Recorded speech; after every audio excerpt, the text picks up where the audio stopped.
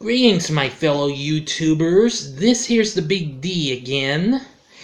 Well, I'm going to take just a slight pause from my MCU reviews to do a horror-themed review. After seeing a review from Entertainment Fanatics Reviews in a collab with Horror Lover 99, and since I've seen a few other reviews from some of the people I subscribe to, I thought I'd talk about the classic original Pet Sematary from 1989.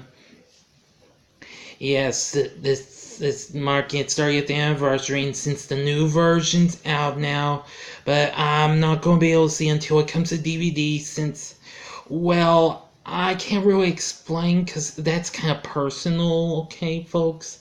I really don't want to say much personal stuff about me on here because I don't want to cause it a stir-up or a situation or something like that, okay? But anyway, enough about that.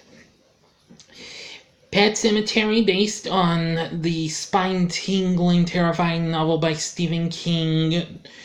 Man, bros, lots of other scary type stories like Carrie and, let's see, Silver Bullet, which I know that wasn't really the title of the book though, but Cujo, and of course It, which I just saw the brand new movie from 2017. I'm not sure if I'm going to review or not, but I did enjoy that though. That was pretty scary. Even though I have not seen the TV version though, but, well. Okay, here's Pet Sematary. Now, the story focuses on the Creed family as they move from the Big Z to a small rural town in Maine. Of course, the family's patriarch, the dad, Lewis, that's Dale Midkiff, and I thought was a pretty good role. And along for this is his wife, Rachel, played by Denise Crosby, who played, I can't remember her last name, but I know her first name was Tasha on the first season or two of Star Trek The Next Generation, along with their two kids, the baby, Gage, who was played by Miko Hughes, who would later go on to play Teddy on Full House, and also play Heather Langenkamp's son in Wes Craven's New Nightmare, and Blaise Bardal, who plays their other kid, Ellie, who I do know she's a bit annoying later on though, but she's okay from the start. But I'll explain more about her in a little bit. Anyway, they soon learn of a pathway not too far from their new home, which gets explained by their neighbor Judd Crandall, played by Fred Gwynne, who I mostly remember him from the great 60s spooktacular sitcom The Munsters. He was also in other things like the cult classic comedy Car 54, Where Are You? And he was also in lots of other movies and what have you. I know one of his last movies was My Cousin Vinny. But anywho, I gotta say, he does give a good performance in there. The rest of the cast is okay and all. I mean, Dale Midkiff's not too bad, but even so, this movie, I feel, has more ups than downs, though. I may not have read the book, though. I've never actually read a Stephen King book. Heck, I've not even read any of his non-horror stuff, like The Green Mile, for instance. I've seen the movie, though. But anyway, one night, this is hard to explain. I apologize, people. But Lewis comes to Judd, and, well, he soon tells him where that path leads, and that's the Pet Sematary. And that's where, well, kids take their pets after being hit by big trucks, those cars from a power plant or something like that, called Orinco. And that's the road that separates the paths to both the Creed's new place and Judd's place. So and he explains that it takes up lots of animals, which dogs and cats mostly, and Lewis tells him Judd that he's got a cat. Well, Ellie's got one named Winston Churchill, and they call him Church for short. And apparently, when Rachel and the kids leave for her mother and father's for Thanksgiving, well, Lewis just doesn't feel comfortable being around Rachel's folks much anymore for certain reasons.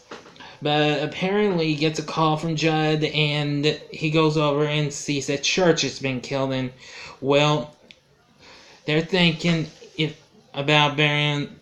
saying about putting the Pet Sematary, asks him a couple questions, and then he explains where they're really going is on the other side of a bunch of old trees and stuff, and that leads to a real long path that's really, I don't know how to explain it. It leads them to an ancient Indian burial ground by these Indians called the Micmacs. Yeah. Once they bury Church there, it's the fun's about to begin. He comes back to life. Well, Judd tells Lewis about the story of how he buried his dog there when he was just a child, and well, it soon was kind of scary, but when he died the second time, the dog they buried him up there in the Pet Sematary. But Lewis wonders if anybody ever buried a person up there in the Micmac grounds.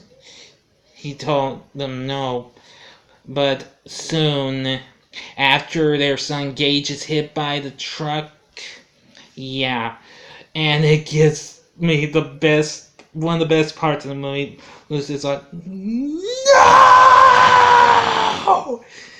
Man, the third note was just, I didn't mean to laugh, I couldn't help it. Believe me, I rewound that scene like 2 or 3 times. That made it the second scene from a scary movie I rewound. The other being Kincaid's death in Nightmare on Elm Street 4, The Dream Master.